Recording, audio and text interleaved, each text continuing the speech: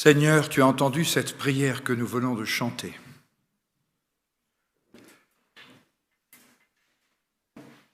Nous aspirons à être touchés par toi profondément. Et c'est ton Saint-Esprit qui peut ouvrir nos yeux, nos cœurs, nos oreilles pour que nous t'entendions et que nous recevions ce que tu veux nous dire.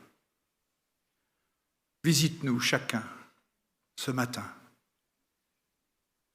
Merci Seigneur pour ta grande bonté, ta patience avec nous, avec moi. Sois béni Seigneur. Amen.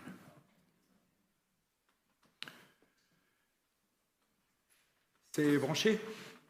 Il y a le gel. Voilà. Merci beaucoup. Beaucoup passent par l'épreuve dans notre Église. Et nous sommes appelés à prendre soin les uns des autres. Et ce n'est ni facile, ni naturel. En fait, nous avons tous besoin du soutien mutuel, pour une raison ou pour une autre. C'est pourquoi je me suis intéressé ce matin à une injonction de Jésus que nous allons trouver en Luc 6, 31 à 38. Et moi, je vais lire la version second 21 pour ceux qui peuvent choisir dans leur téléphone. Luc 6, 31 à 38, version second 21.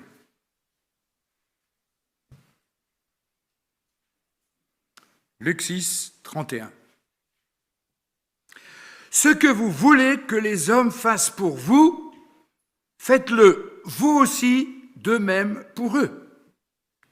Si vous aimez ceux qui vous aiment, quelle reconnaissance en avez-vous ? En effet, les pécheurs, eux aussi, aiment ceux qui les aiment. Si vous faites du bien à ceux qui vous font du bien, quelle estime en avez-vous ? En effet, les pécheurs aussi agissent de même. Et si vous prêtez à ceux dont vous espérez recevoir en retour quelque gré, vous en sait-on ? En effet, les pécheurs aussi prêtent afin de recevoir l'équivalent. Mais aimez vos ennemis, faites du bien et prêtez sans rien espérer en retour. Votre récompense sera grande et vous serez fils du Très-Haut, car il est bon pour les ingrats et pour les méchants. Soyez donc pleins de compassion, tout comme votre Père est plein de compassion. Ne jugez pas, et vous ne serez pas jugés. Ne condamnez pas, et vous ne serez pas condamnés. Pardonnez, et vous serez pardonnés. Donnez, et on vous donnera. On vous versera dans le pan de votre vêtement une bonne mesure, tassée, secouée et qui déborde, car on utilisera pour vous la même mesure que celle dont vous vous serez servis. Il y a énormément de choses dans ce passage, mais je veux me concentrer sur le verset 36. Soyez donc pleins de compassion, tout comme votre Père céleste est plein de compassion. Il y a peut-être une question, c'est que dans Matthieu 5, 48, Jésus dit « Soyez parfaits comme votre Père céleste est parfait ». Alors, est-ce qu'il y a une différence entre Matthieu et Luc ? Sans doute pas, parce que la compassion est une qualité première et essentielle dans la perfection de Dieu. Et moi, je me demande d'ailleurs si nous ne confondons pas un peu parfois les choses comme l'amour, la bonté, la patience, la compassion, la miséricorde. Est-ce que tout ça est synonyme ? Ce qui est intéressant, c'est que la Bible utilise des mots différents pour caractériser les différentes facettes du caractère et de la personne de Dieu. Deux est un Dieu compatissant. Lorsque Moïse monte sur le mont Sinaï avec ses deux tables de pierre et que la nuée descend, voici comment Dieu se présente. L'Éternel passa devant lui et s'écria Éternel, l'Éternel est un Dieu de grâce et de compassion, lent à la colère, riche en bonté et en vérité. Cet événement de Dieu qui apparaît à Moïse est absolument incroyable.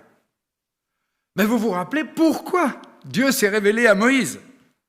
Parce que Moïse a dit « Fais-moi voir ta gloire ». L'Éternel répondit « Je ferai passer devant toi ma bonté et je proclamerai le nom de l'Éternel.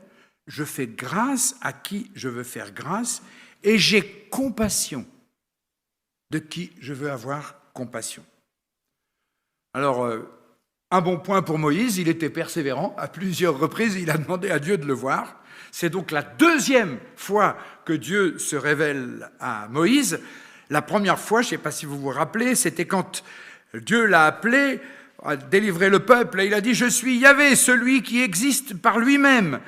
Et il se proposait de délivrer le peuple d'Israël. C'était dans Exode 3, 14.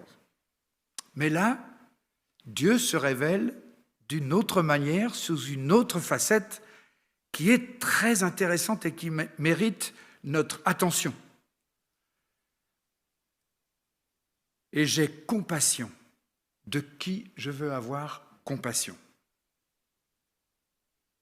Dans la Bible, le mot hébraïque pour compassion exprime quelque chose qui touche à l'émotion, aux tripes, à ce que Dieu ressent. Il y a 99 utilisations de mots qui sont liés à la compassion. 80% font référence à Dieu et 20% font référence aux hommes. Et il y a de très nombreux exemples. Par exemple, Dieu a-t-il oublié d'être miséricordieux ou bien dans sa colère a-t-il retiré sa compassion?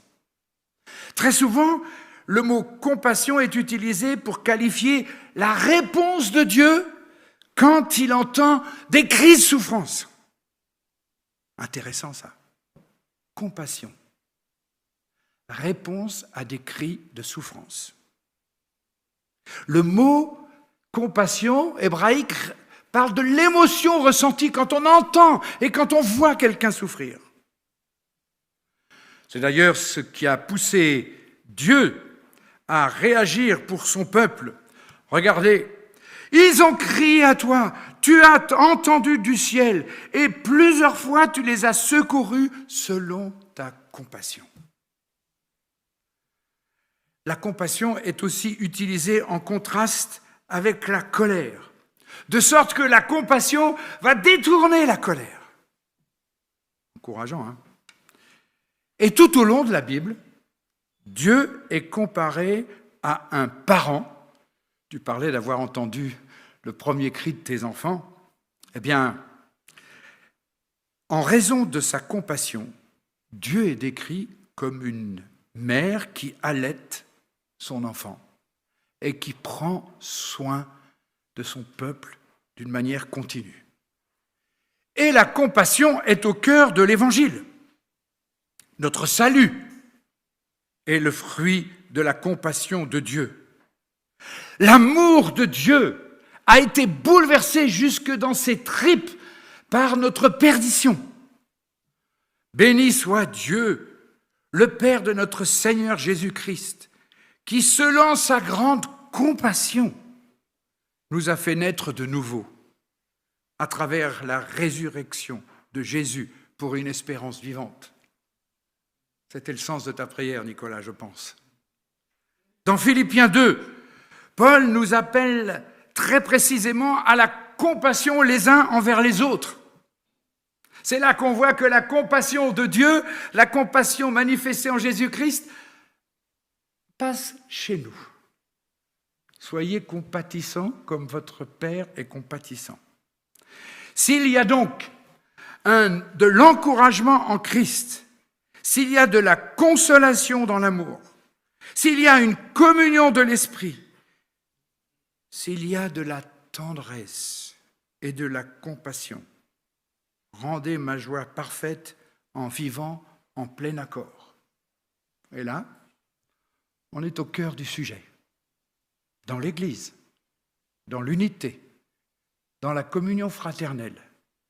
Soyez pleins de compassion les uns pour les autres. Ça ne vous dérange pas, les Alsaciens, qui est marqué tendresse aussi dans la Bible ?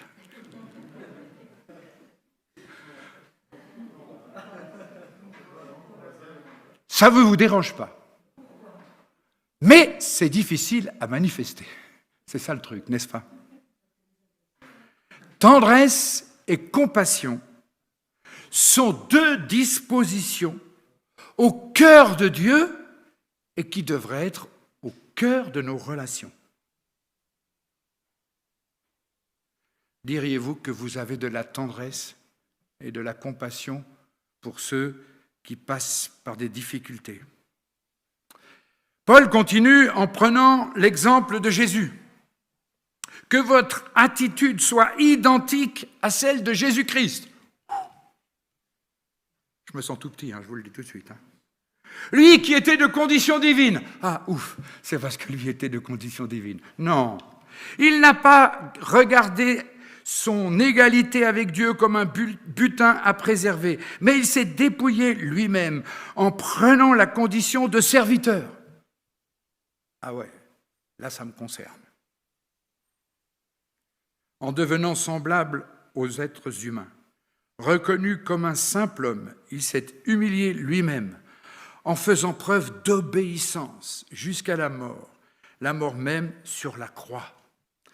Et voilà le commentaire d'Henri Nouven à propos de Jésus qui a renoncé à tout par compassion.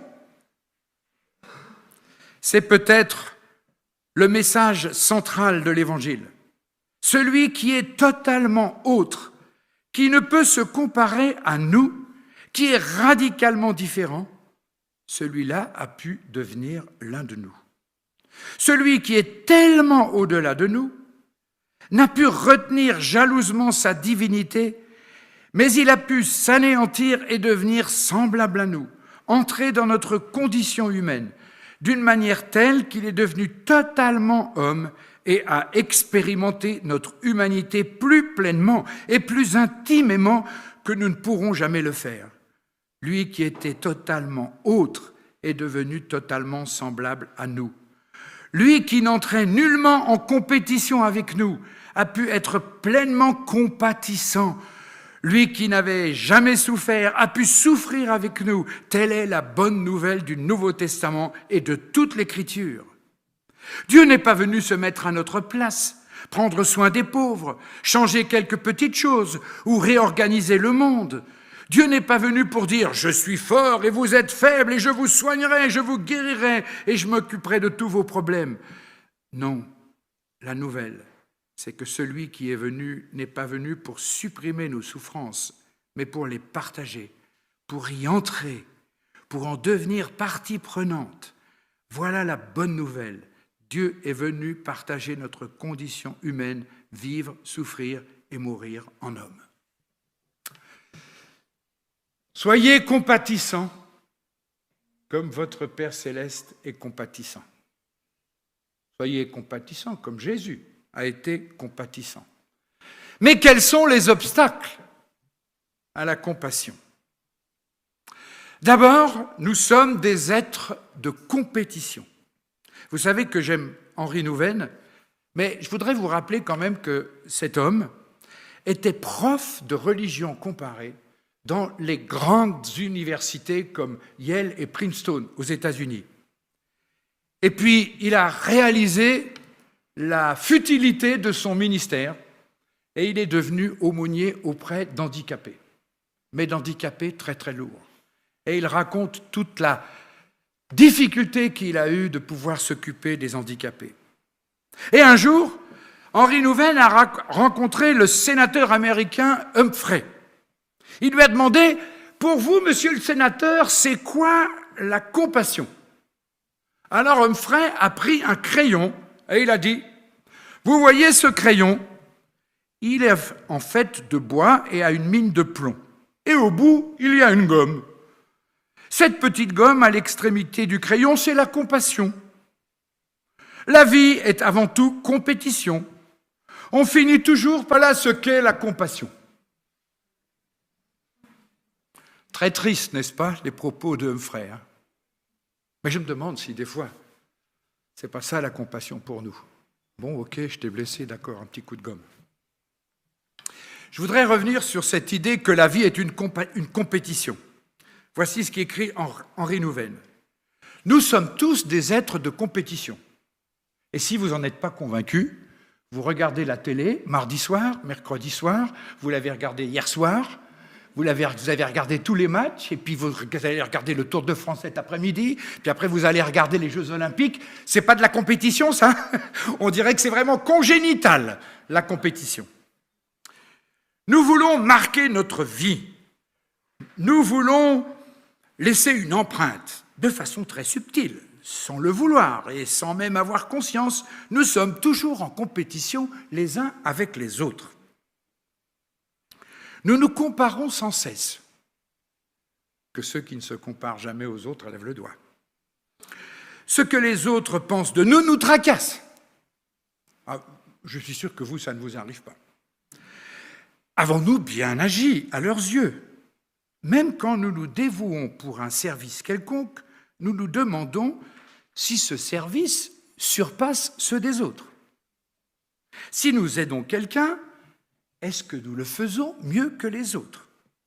Nous n'arrivons jamais à nous débarrasser totalement de notre esprit de compétition.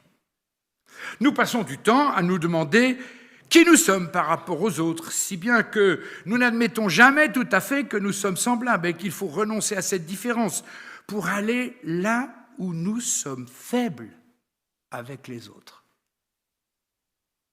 Est-ce que notre esprit de compétition nous empêcherait d'avouer notre faiblesse et de rencontrer les autres dans leur faiblesse? La compassion, dit Henri Nouwen, n'est pas un fondement de notre vie. On peut même se demander si elle est humainement possible et si elle ne va pas à l'encontre du sens même de notre existence, basée sur la compétition.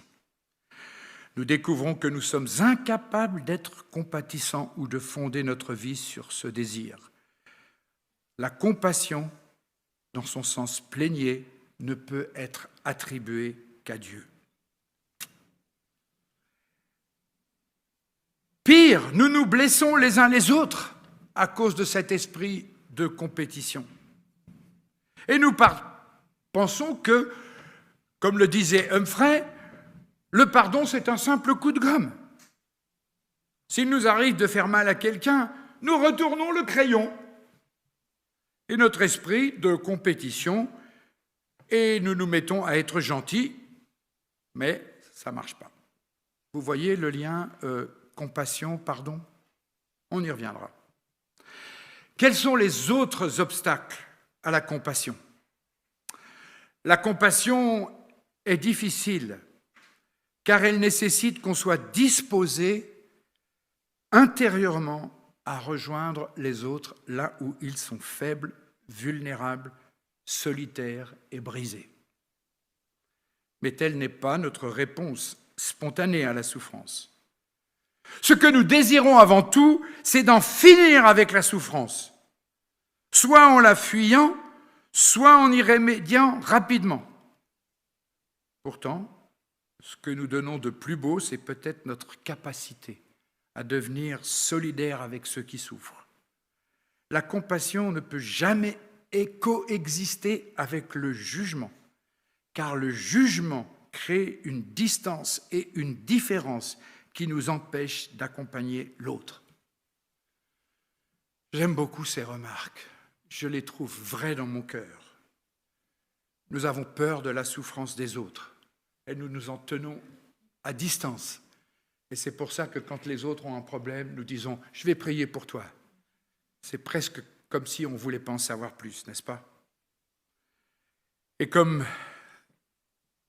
Et j'aime bien aussi le lien entre l'absence de jugement et la compassion.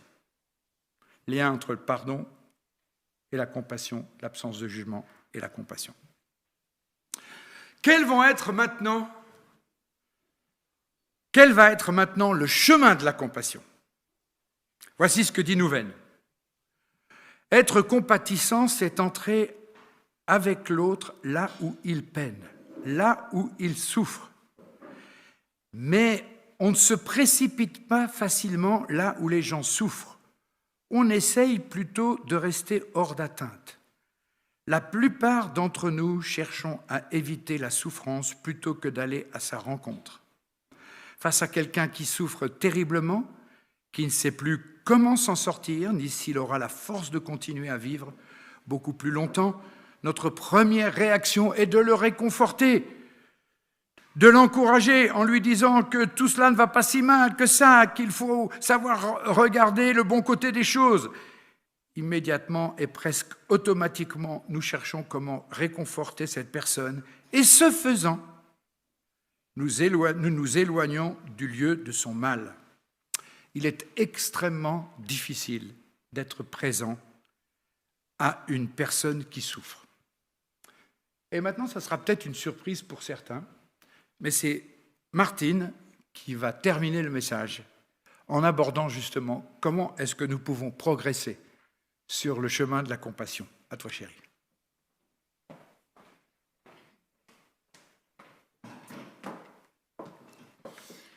La compassion s'apprend par la souffrance. Nous lisons dans 2 Corinthiens 1, verset 4, « Béni soit Dieu, le Père de notre Seigneur Jésus-Christ, le Père plein de compassion et le Dieu de tout réconfort. Il nous réconforte dans toutes nos détresses, afin que nous puissions réconforter ceux qui se trouvent dans la détresse, grâce à l'encouragement que nous recevons nous-mêmes de la part de Dieu. » Des souffrances, des détresses, des épreuves, nous en connaissons tous. Et Alain a déjà évoqué au début du message que l'Église a vraiment traversé beaucoup d'épreuves. Et nous en connaîtrons encore. Il nous est d'ailleurs dit que nous ne devons pas être surpris quand elles nous arrivent, car elles sont communes à tous les hommes. C'est au travers de nos propres souffrances que nous découvrons comment Dieu nous console, nous secourt, nous touche. Et en ayant été nous-mêmes consolés, réconfortés, fortifiés, encouragés, relevés par notre compatissant Seigneur, nous pourrons à notre tour comprendre et entourer les autres. J'ai déjà témoigné de ce que j'ai découvert au travers de mes souffrances et je ne vais pas y revenir.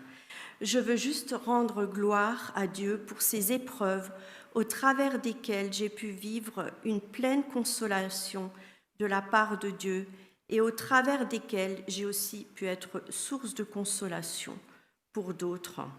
Non pas que je pense y être arrivée, je suis en chemin comme vous.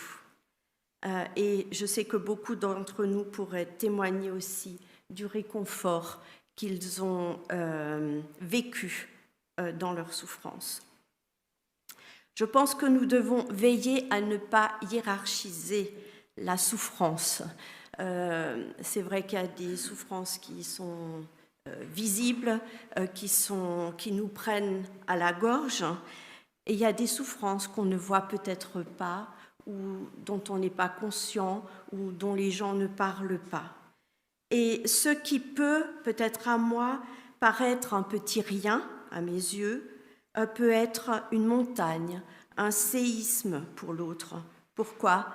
Parce qu'il a vécu autre chose, parce qu'il est peut-être plus fragile, plus faible, ou parce que son passé est douloureux. Nous devons apprendre à considérer les gens moins à la lumière de ce qu'ils font ou omettent de faire, et davantage à la lumière de ce qu'ils souffrent. S'ouvrir à la peine, à la souffrance de l'autre, nous fait souvent peur. Peur parce qu'elle nous renvoie à nous-mêmes. Et si c'était moi, si ça lui est arrivé, ça peut m'arriver aussi. Du coup, on fuit pour ne pas faire face à ces réalités et on se protège soi-même. Peur aussi parce que nous ne savons pas quoi dire.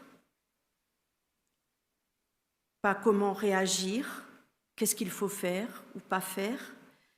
Je pense d'ailleurs qu'il n'y a pas de règle.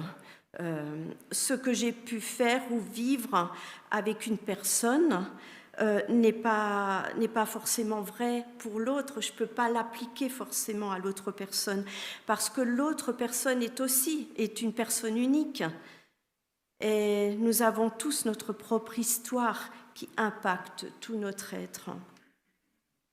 Nouven dit que l'ami vrai n'est pas celui qui a la solution, mais celui qui reste avec nous, même quand il n'y a pas de solution. Ce n'est pas guérir, mais prendre soin qui est notre première vocation ou tâche. Est-ce que je crois que ça vaut la peine d'être avec l'autre, même si je ne peux rien faire, si je ne vois aucun résultat, aucun changement? Larry Crabb a raconté qu'une des personnes qui l'a accompagné lui a dit un jour « Tu sais quand est-ce que tu m'as le plus aidé ? Le jour où tu es venu t'asseoir à côté de moi dans l'herbe et où tu m'as juste écouté. » Nous avons plusieurs personnes dans notre entourage proche ou loin qui nous disent merci pour tout, alors que nous n'avons pas l'impression d'avoir fait grand-chose. Une de nos protégées qui a beaucoup souffert nous a dit « J'ai juste besoin de savoir que je compte pour quelqu'un. » Prendre soin implique aussi que je sois à l'écoute de l'autre, que je sois présent à lui, à elle. Écouter vraiment. Écouter implique notre participation, notre engagement, notre réflexion. Écouter signifie faire attention, prêter l'oreille pour entendre.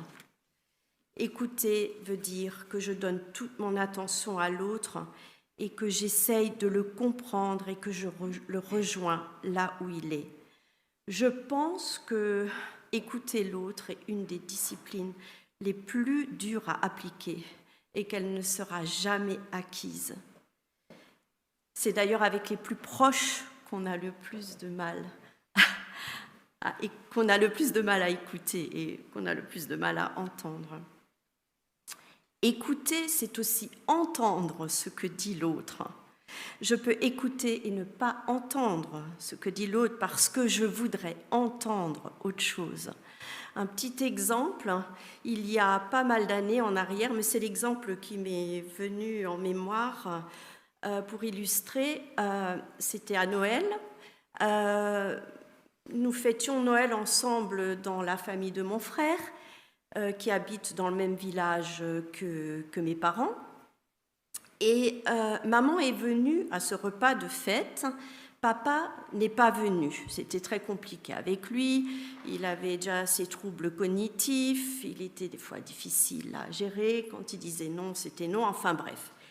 Et moi, bien sûr, c'était Noël. Je voulais passer voir papa. C'était inconcevable que je passe quasiment devant la maison sans le voir.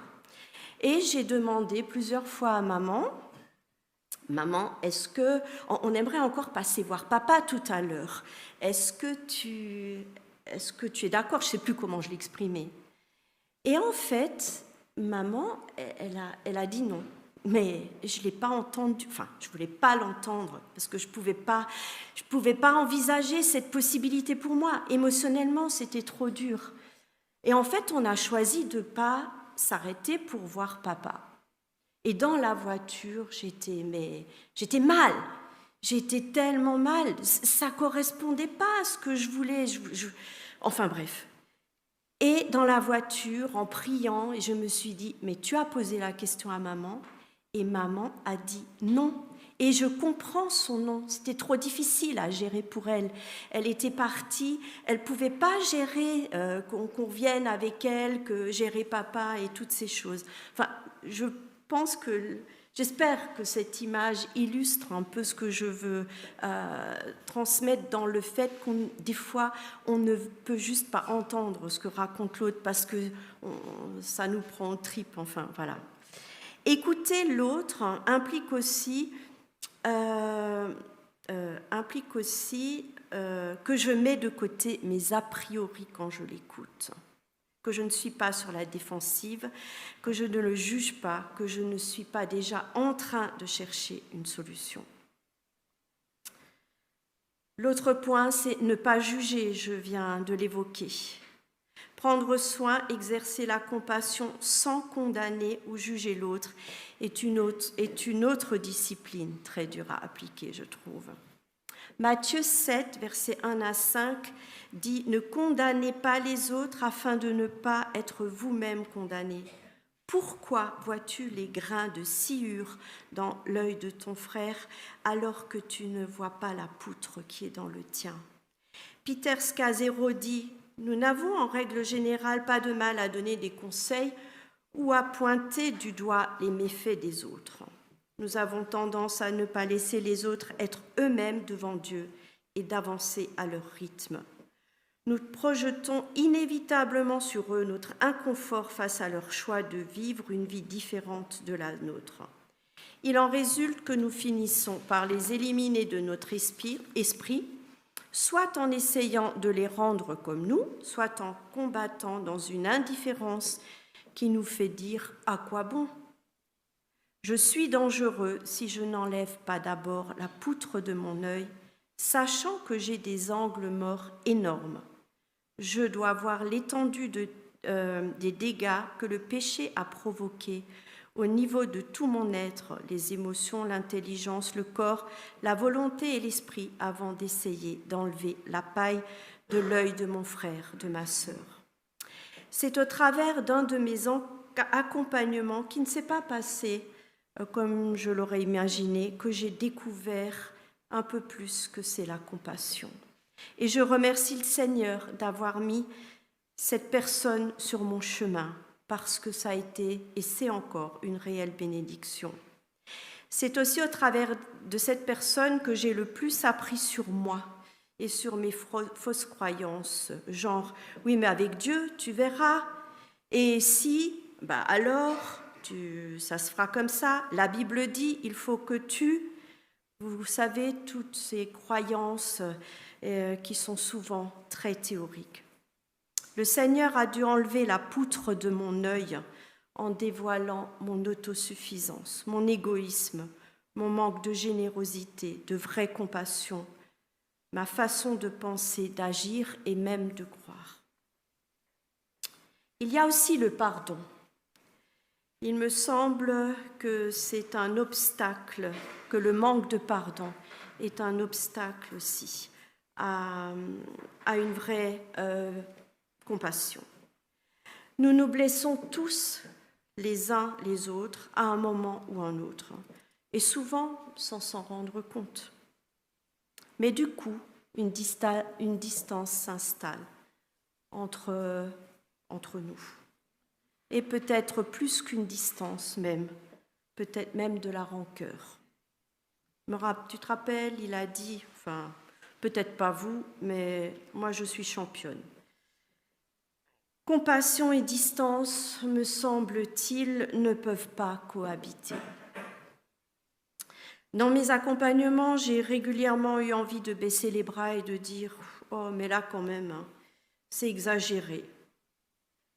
Mais j'ai pu choisir de pardonner et de persévérer avec la grâce et l'aide de Dieu. Il m'est arrivé de devoir demander pardon, parce que mon attitude et mes conseils n'étaient pas appropriés. Je croyais que je voulais dire quelque chose, de demander pardon. Oui, non. Pouvons-nous reconnaître et avouer nos erreurs et nos manquements les uns aux autres? Je pense aussi que la compassion peut manquer dans notre témoignage. Ça peut être un frein à notre témoignage. Je dois régulièrement confesser mon indifférence et mon manque de compassion pour les perdus. Pendant longtemps, je pensais qu'il fallait à tout prix parler de repentance, de conversion, de péché pour dire que j'ai témoigné de ma foi. Je n'aurais pas osé dire à un non-croyant que Dieu l'aime. Ce n'était pas très clair dans ma tête. Il y avait toujours en arrière-plan, d'une manière très subtile, mais quand même avec ce qu'il vit. Et je l'ai découvert au travers de l'accompagnement de papa, je l'avais déjà évoqué, où à un moment donné, juste 15 jours avant sa mort, j'ai dit à Alain, mais qu'est-ce que je suis contente, papa est encore en vie, je peux encore lui dire que Dieu l'aime alors que mon père était révolté contre Dieu durant toute sa vie. Mais c'est comme si Dieu avait enlevé des écailles de mes yeux. Est-ce que j'aborde l'autre en pointant du doigt les choses qui devraient changer dans son comportement, en sortant une belle théologie ou avec compassion, en étant convaincue de l'amour inconditionnel de Dieu pour lui, pour elle? Est-ce que je vois dans l'autre un être créé à l'image de Dieu, un être aimé de la même manière que moi, où qu'il soit, quoi qu'il fasse? Suis-je d'ailleurs consciente que je bénéficie de ce même amour inconditionnel de Dieu envers moi et de la même grâce? J'ai toujours à nouveau besoin de me rappeler que je ne mérite pas plus l'amour de Dieu que mon voisin qui ne connaît pas Dieu ou que mon frère et ma sœur en Christ. L'amour inconditionnel et la compassion illimitée de Dieu n'est que grâce.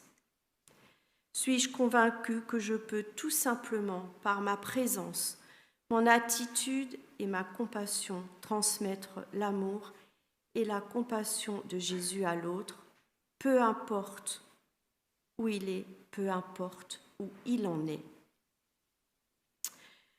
Pour conclure, nous voulons vous laisser ce verset. Ainsi donc, en tant qu'être choisi par Dieu, saint et bien-aimé, revêtez-vous de sentiments de compassion, de bonté, d'humilité, de douceur, de patience. Supportez-vous les uns les autres, et si l'un de vous a une raison de se plaindre d'un autre, pardonnez-vous réciproquement. Tout comme Christ vous a pardonné, pardonnez-vous aussi. Mais par-dessus tout cela, revêtez-vous de l'amour, qui est le lien de la perfection.